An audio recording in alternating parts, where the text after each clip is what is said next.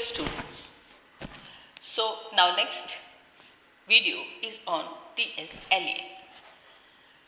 This portion I have already done. There is a video and you can come and watch that video, because in that video I was only talking about these three writers. First we have covered this Queens at the Clavier by Wallace Stevens.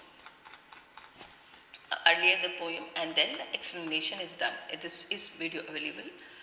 Now next I am doing is the T.S. Eliot. This reading portion and this information about T.S. Eliot is already done. The poem part is also done. Now I am coming to this explanation part. So pay your attention and listen it carefully. Pay your attention, and we are going to, this is little bright color, but that's fine. Sometimes it's okay. So these opening lines of T.S. Eliot, the Wasteland words, are foundational to the poem's theme of disillusionment, fragmentation, and difficulty of finding meaning in a post-World War first. Let's break them down. April is the cruelest month, breeding lilies out of the dead land, mixing memory and desire, stirring dual roots with spring rain. April is the cruelest month. This immediately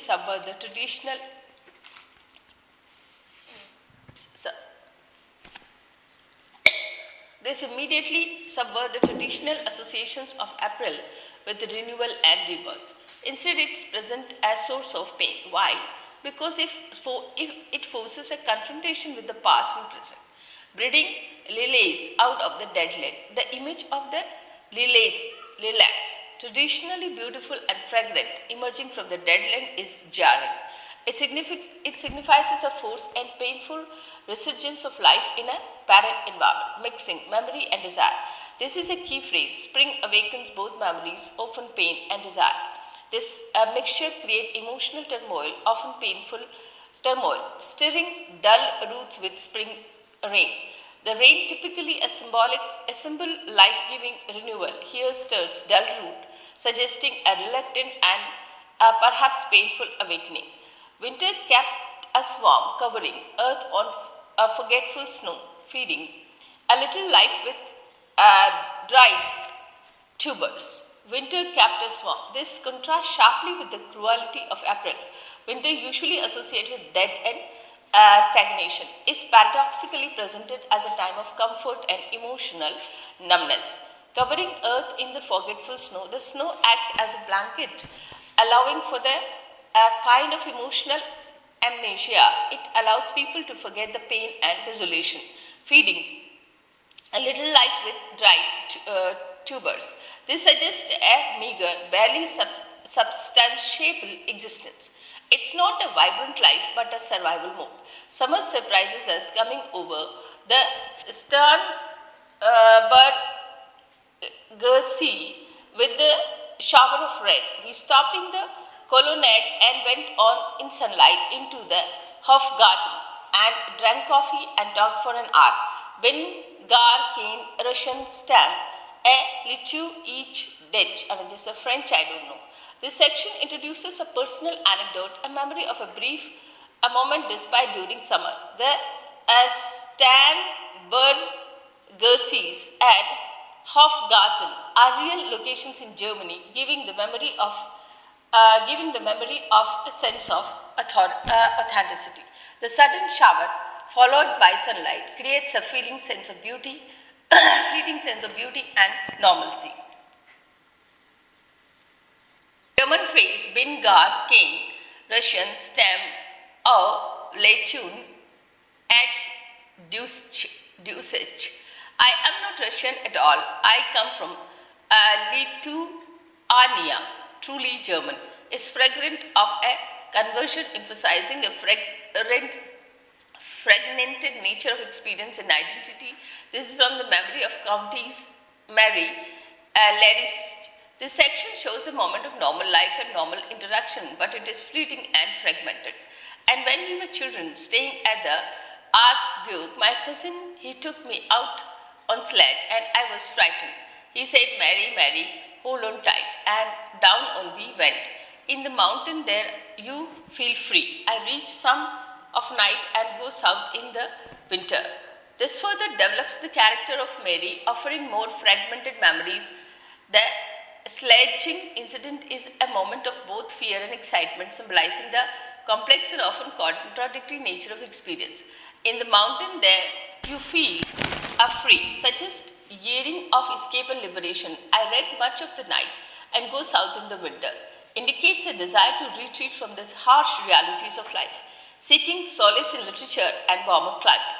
Key theme, disillusionment. The poem opens with a sense of profound disillusionment with the modern world. Fragmentation, the fragmented memory shifted voices and abrupt transition reflect a fragmented nature of post-war experience. Memory and desire, the interplay in memory of the desire create emotional turmoil and sense of longing for a lost past. The Wasteland, the dead land imagery sets as the poem's exploration of the spiritual and cultural dissolution. The difficulty of renewal. April, a month renewal, is cruel because it forces life where there is only deadness.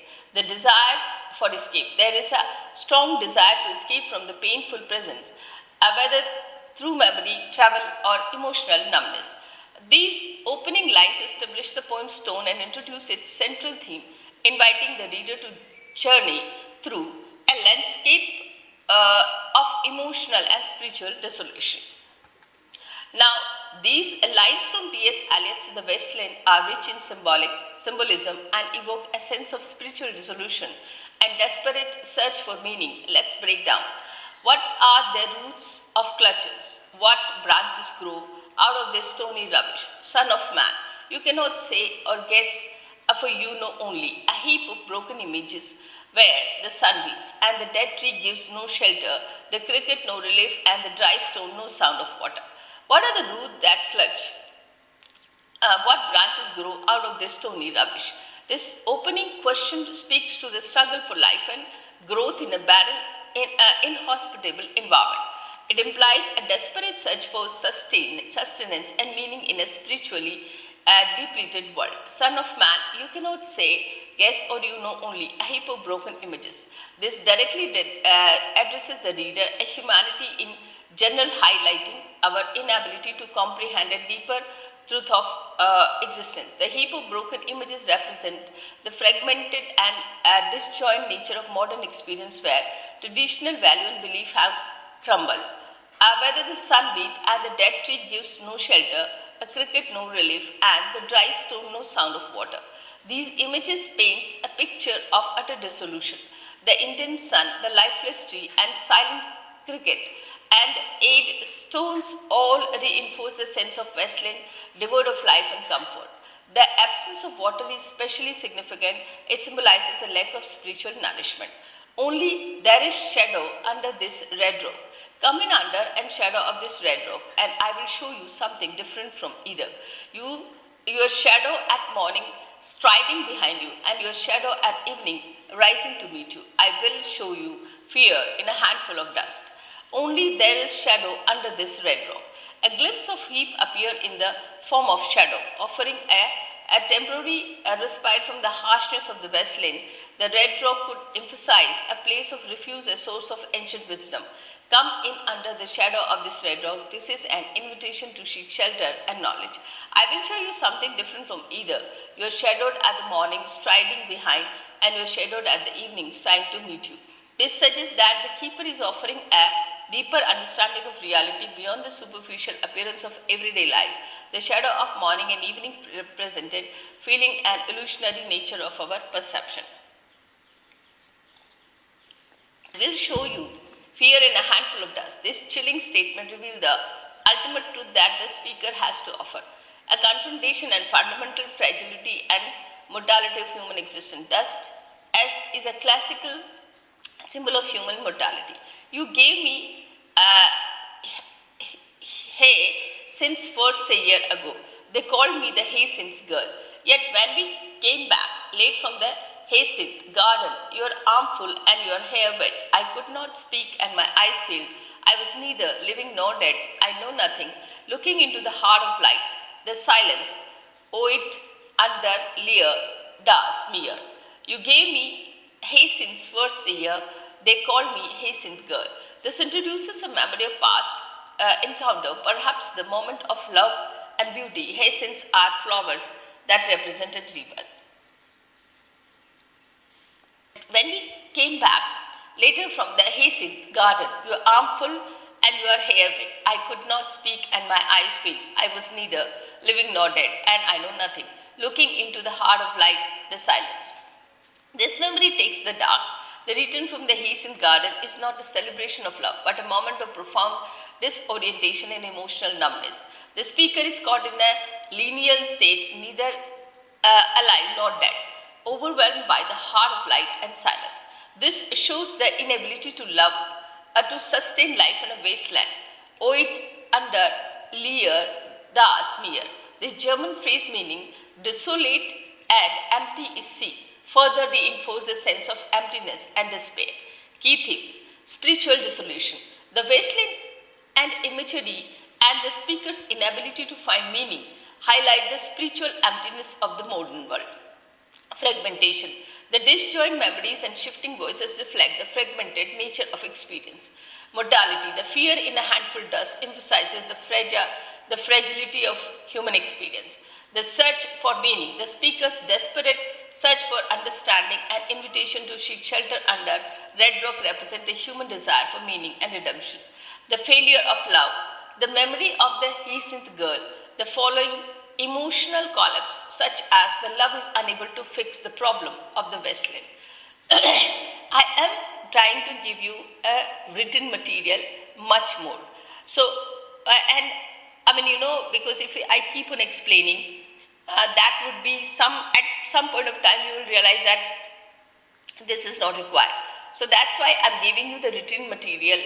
You see it, focus it, read it again, listen it. If you are not able to come back, just listen. This whole video is as an audio, and this will help you a lot. So now let's move further. So these lines from the Wasteland introduces Madame Sosostris, a fortune teller, and her reading of tarot cards. This section is crucial for establishing the poem's theme of prophecy, uncertainty, and fragmented nature of modern knowledge. Let's break it down. Madame Sosostris, famous Clavio Yenti, had a bad cold. Nevertheless, is known to be the wise woman in Europe with a wicked pack of cards. Madame Sosostris, famous clairvoyant, this establishes her role as a seer, but bad cold immediately undermines her authority, suggesting that even though who claim to have knowledge and are flawed are unreliable. Is known to be the wisest woman in Europe with a wicked pack of cards. This phrase, wicked pack of cards, hints the corrupt and unreliable nature of her prediction. The cards are not a source of divine wisdom, but rather a tool of interpreting a chaotic and uncertain world.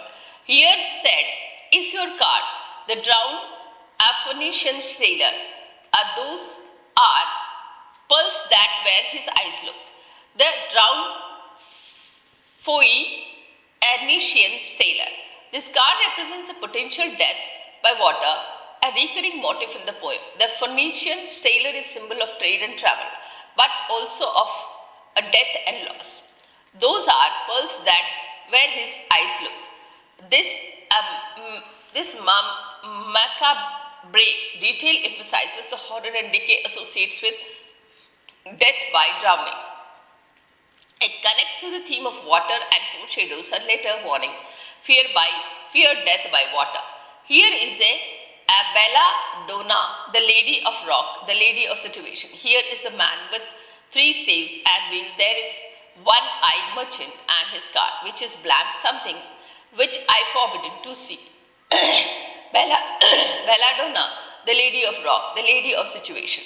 Belladonna is a poisonous plant, and this card suggests a dangerous or deceptive woman, possibly associated with hidden knowledge or manipulation. Lady of Rocks implies harsh and barren environment. Lady of Situation is huge, is very vague and shows the vagueness of prediction. The man with three staves here, wheel, and here is one-eyed merchant. These cards represent various figures and symbols, but the meaning are ambiguous and open to interpretation.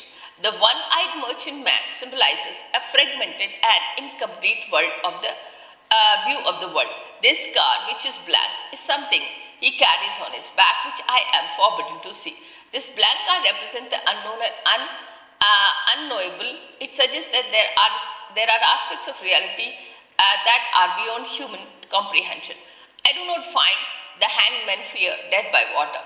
I do not find the hangman. The absence of the hangman, a card associated with sacrifice and suffering, suggests that the traditional archetype of myth and religions are no longer relevant and accessible in the modern world. Fear death by water. This warning, repeat later in poem, foreshadowed potential catastrophe and reinforced the theme of water as a symbol of both life and death. I see a crowd of people walking around in a ring. This image evokes a sense of aimless and repetitive movements, suggesting a lack of direction and purpose in modern life. Thank you. If you see dear Mrs. Equitone, tell her I bring the horoscope myself. One must be so careful these days. This a final seemingly mundane remark emphasizes the anxiety and paranoia that pervade the Wasteland. The need of caution suggests that and world where danger and undertaking are under uncertain lurking beneath the surface of everyday life. Key theme, prophecy and uncertainty. Madam Soso's threes reading highlight the ambiguity and unreality of prophecy in a fragmented world. Fragmentation, the disjoint image and shifting voices reflect the fractured nature of modern experience. A spiritual resolution, the tarot card and their interpretation suggest a lack of spiritual guidance and sense of unease. Death and rebirth, a motive of that by the water in the absence of the hangman, explored the theme of mortality and possibility of renewal. The unknowable, the blank, and they represent the limitations of the human knowledge and presence of the force beyond our comprehension. Now, next, these lines from the Wasteland paint a bleak and haunting picture of urban life, specifically London, and explore theme of spiritual death, anonymity, and the burden of the past. Let's break down. Unreal city under the brown fog of a winter dawn. A crowd flawed over London Bridge so many. I had not thought death had undergone so many. Unreal city. This phrase immediately establishes a sense of detachment and alienation. London is not a vibrant metropolis but a ghostly, dreamlike place. Under the brown fog of a winter dawn, imagery is oppressive and bleak. The brown fog suggests pollution and decay, while the winter dawn reinforces the sense of coldness and lifelessness. A crowd flowed over London Bridge so many. I have not thought death had undone so much. This line is a direct quote from Dante's Inferno, where it describes the souls entering hell. Eliot uses its portrays the people of London as a mass of spiritually dead, moving mechanically and without purpose. The sheer number of people emphasizes their anonymity and loss of individuality. Size, short, and infrequent were exhales, and each man fixes his eyes before his feet. A flood up the hill and down King William Street to where St. Mary will not keep the hour with a dead sound in the final stroke of night. Size, short, and infrequent were exhaled. This suggests a collective weariness and despair. The sighs are not expression in life, but rather faint echo of a lost vitality. And Deathman fixed his eyes before his feet. This image emphasizes the people's lack of engagement with their surroundings. They are trapped in their own internal world, oblivious to the world around them. To where St. Mary will not cap the hour with a dead sound on the final stroke of night. The church, traditionally symbol of spiritual guidance, offers no solace. The death sound of the clock reinforces the sense of emptiness and passage of time without meaning. Their eyes saw, I know. They stopped him, crying, Stetson, you who were with me in the ship of Millet, that copse you planted last year in your garden, has it begun to sprout? Will it bloom this year? Or has the sudden frost disturbed its bed? Oh, keep the dog for hens. That's friend of man. Oh, with nails he. You hypocrite lecture. A mon semblade mon fear. Stetson. This is a sudden and unexpected address to a familiar figure, breaking down anonymity of the crowd. You know who win with me in the ship of Melee. This reference to the Battle of Melee from the Punic War suggests a shared past, perhaps a traumatic one. That corpus you planted last year in the garden, has it begun to sprout? Will it bloom this year? Or has the sudden frost disturbed its bed? This is a cryptic and unsettling question.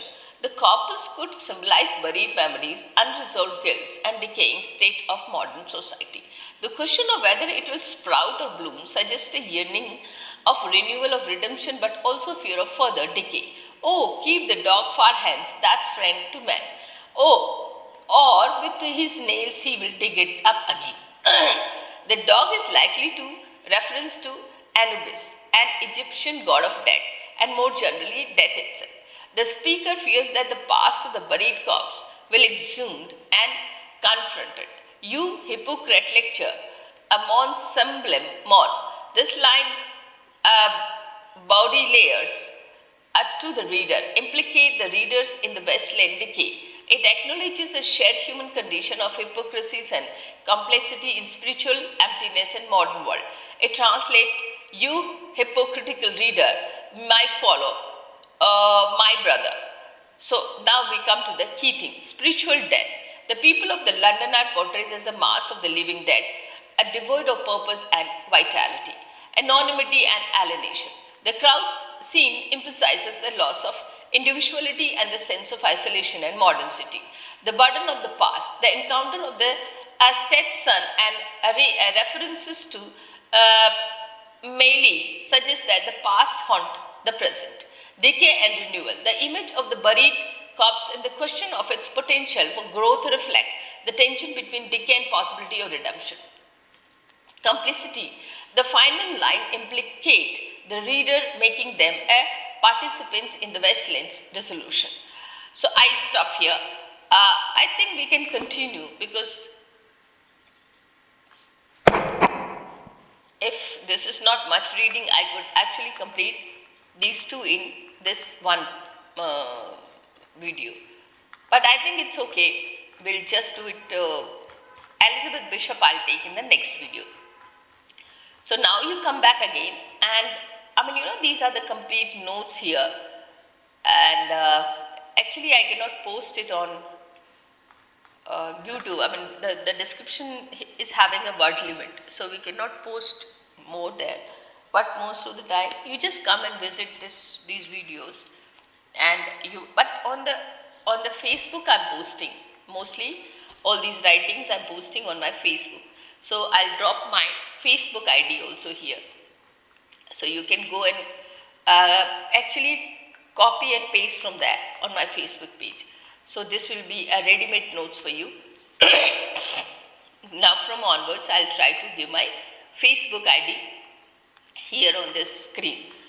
Because mostly I'm posting all those things as it is, copy-paste. So you can actually copy-paste from my Facebook ID. So now I stop here. And come and listen it again, because my concern, if you just realized, I was simply reading. So this reading is powerful, and this reading is actually giving you all sense, rather going for a lot of explanation. I do a lot of explanation in the classroom, but here I'm not doing. I'm just reading. So you just come back and watch it again. Thank you so much. God bless you. Share and subscribe my channel. And do very best in your exam. God bless you.